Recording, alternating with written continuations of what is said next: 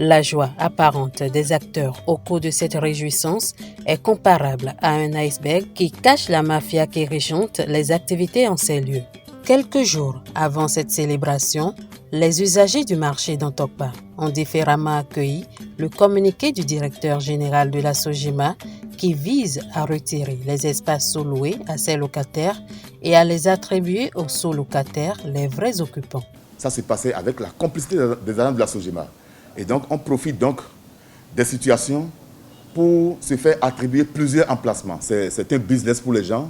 Les gens commettent des agences immobilières qui viennent opérer en lieu plat de la Sojima. Le droit positif béninois permet la sous-location, mais dans des conditions bien définies. Vous pouvez être locataire d'un logement, vous pouvez donner ce logement en sous-location. Mais pour le faire, la loi exige que celui qui sous-loue, donc le locataire qui sous-loue son logement, implique le bailleur. C'est-à-dire qu'il tienne le bailleur informé de cette situation et qu'il le tienne également informé de ce que le sous-locataire va payer comme loyer. Si ces deux conditions-là sont remplies, oui, la sous-location est une possibilité. Donc, la loi béninoise numéro 2018-12 permet la sous-location. La question qui va se poser ici, c'est est-ce que la sous-location opérée au marché d'Antokpa rentre dans le champ d'application de cette loi? Ce n'est sans doute pas ce que diront les dispositions du droit au OHADA.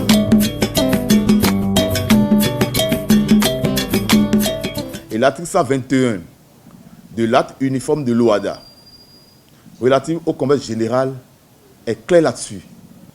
La sous-location est formellement interdite, ainsi que la cession des domaines, des emplacements. Ces propos révèlent l'escroquerie dont sont victimes les sous-locataires et l'abus du bien public relatif au patrimoine de la Sojima. Un emplacement qu'on vous a attribué à un coût dérisoire, à un prix dérisoire, vous le vendez à 5 millions, 6 millions, 10 millions, voire 30 millions. Pendant ce temps, la Sojima, qui est censée de recouvrer juste 4 000 francs par mois sur ce domaine, n'arrive pas à opérer. Puis la Sojima dit, lorsque vous trouvez quelqu'un pour l'emplacement, moi je vous fais la mutation de nom. Il y a une fiche ici qu'on prend la Sojima, la fiche de désengagement. Vous désengagez, vous imaginez, vous vendez l'emplacement à 5 millions, à 10 millions, et vous venez ici à la Sojima pour faire mutation de nom contre 55 000. Certains commerçants finissent par quitter le marché pour échapper aux pressions financières et morales.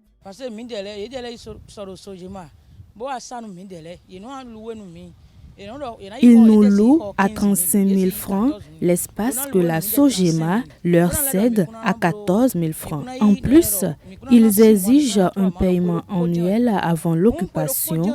À défaut de payer ce loyer d'un trait chaque année, ils nous renvoient. Certains ont vu les espaces sous-loués cassés le lendemain du jour du paiement du loyer annuel, une somme payée à l'entame de l'année. Cette pression financière nous a fait quitter le marché.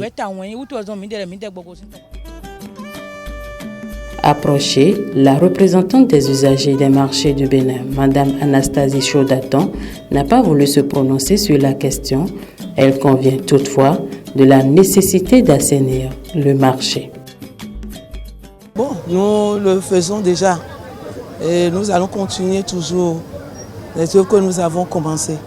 Parce que nous avons commencé, il faut vraiment que le marché aussi soit assaini. Il faut que les gens vivent aussi dans de bonnes conditions. Et le DG et moi, nous sommes à pied d'œuvre pour que ces usagers vraiment puissent avoir satisfaction. L'absence d'une planification fiable expose les usagers du marché d'Antokpa à des agents collecteurs indélicats. Il nous a promis la construction d'un bâtiment, mais tout récemment, ils nous ont réclamé 150 000 francs chacun alors que nous n'avons plus d'économie. Comme les autres, j'aurais pu vendre les espaces que j'avais occupé ci et là. Pire, ils veulent que les 150 000 francs soient payés en une fois et la date butoir est déjà arrivée.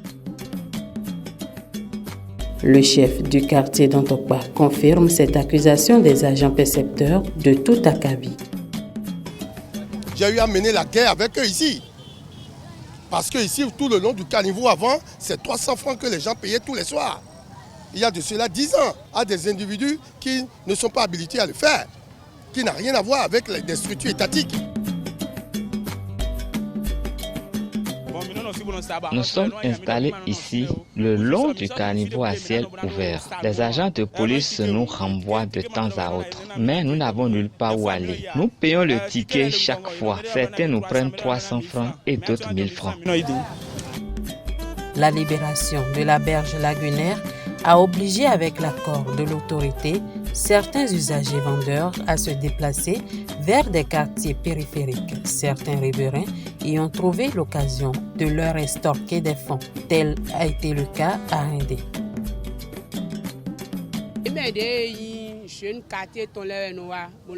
Les jeunes du quartier ont renvoyé nos responsables. Alors, ils ont défini des tarifs qu'ils perçoivent auprès de tous les marchands sans reçu. Ils perçoivent 200 francs par marchand par jour. Ils perçoivent des fonds quand les marchandises restantes doivent y rester jusqu'au lendemain. Ils perçoivent 300 francs par parasol par jour. La mairie de Cotonou, autrefois gestionnaire du marché d'Antokpa, s'invite également dans ce débat qui fait saigner la poche des usagers. Un conflit d'attribution entre la SOGEMA et l'autorité communale laisse l'opportunité aux agents collecteurs des deux structures d'exercer une pression financière sur les usagers. Moi, je suis le chef quartier de Tantokpa. Donc, c'est pour l'attestation de résidence, c'est moi qui les délivre. Parce que si je dois assainir les lieux, je dois avoir d'abord la permission de la SOGEMA. Je me demande où on va. Il faudrait me déterminer ça. La SOGEMA n'a pas la même interprétation de la cartographie de Dantokpa. Nous avons délimité, nous avons mis les plaques pour pouvoir délimiter notre champ d'action afin de mieux travailler pour ne plus tomber sur le terrain de la mairie et éviter que les agents de la mairie aussi ne fassent incursion sur nos domaines. La situation est presque pareille dans les marchés qui ne sont pas administrés par la SOGEMA. Au marché de Kokokodji, à quelques kilomètres de Cotonou, dans la commune d'Abomey-Calavi, une situation similaire prévaut. Ici, le chef du quartier Kokokodji déclare n'avoir aucune implication dans la gestion du marché sur le périmètre sous son administration. Au même moment, la responsable du marché, Madame Wandji, déclare quant à elle que la gestion de ce marché incombe à la mairie d'Abomey-Calavi. La mairie d'Abomey-Calavi a ordonné le recensement de tous les marchands des marchés de la commune. Ici, à Kokokodji, nous avons enregistré tous les occupants avec le numéro de leur hangar, leur numéro de téléphone et leur photo. Cette opération permettra d'établir les cartes à tous les occupants. Cette opération a pris également en compte les marchands installés sur l'ancien parking auto. Cette opération s'étend à tous les marchés de la commune. Tous les commerçants seront identifiés.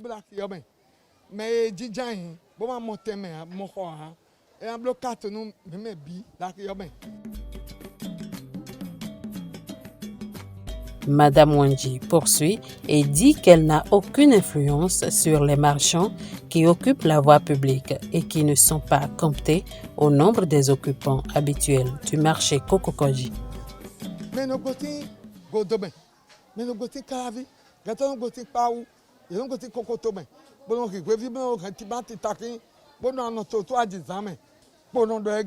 Nous avons mené tous les combats avec l'appui de la police pour les discipliner en vain.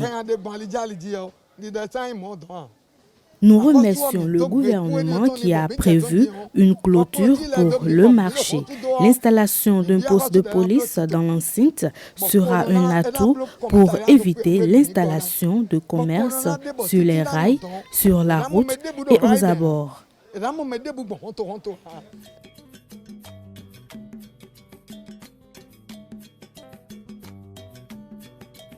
La perspective de la mise en service prochaine du nouveau bâtiment en chantier réjouit l'ensemble des usagers. Je mène mes activités ici depuis plus de 20 ans. Le marché a été déplacé jusqu'à ce que je me retrouve devant l'église des Assemblées de Dieu exposée à toutes les intempéries. Je souhaiterais avoir un abri décent dans le nouveau marché.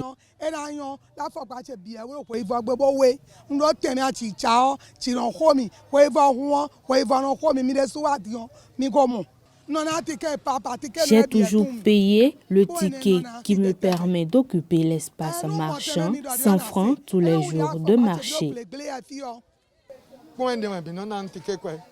Actuellement, nous payons 100 francs par jour de marché, mais avec les nouvelles dispositions, le paiement sera mensuel comme au marché d'Antokpa.